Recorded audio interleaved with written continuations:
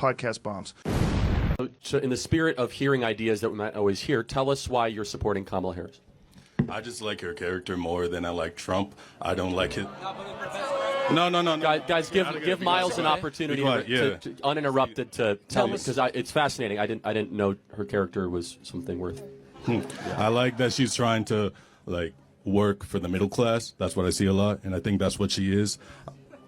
So yeah, Miles. So I have a question. What has she or Joe Biden done for the middle class in the last 4 years? You go that way? No, not too sure about that. So Kamala Harris is part of a tradition of career politicians that run very persuasive, sexy political advertisements that are nowhere in alignment with what they've actually done.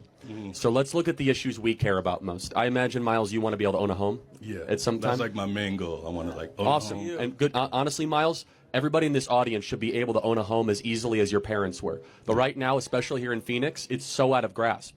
When Trump was president, the average mortgage rate in Phoenix, Arizona, mortgage payment was $700 a month.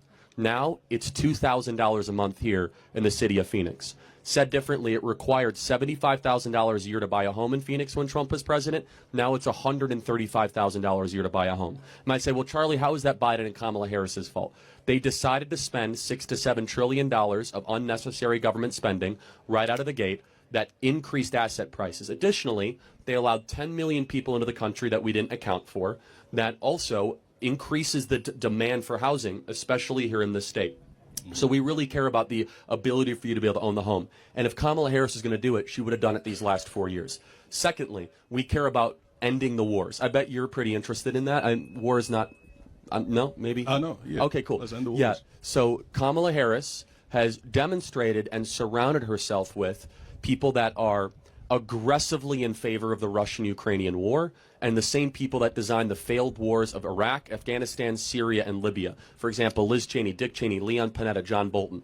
Donald Trump is the only president of an unbroken chain of 32 years to start no new wars and actually bring peace to the Middle East. We did not have any new wars under Donald Trump. And finally, I mentioned this briefly, the border. I believe that everyone in this audience should be given preference above somebody who illegally comes into our country that was not welcome or invited. When Trump was president, we had the most secure border in history. Under Kamala Harris and Joe Biden, we've had 10 million people, and they get taxpayer-funded benefits.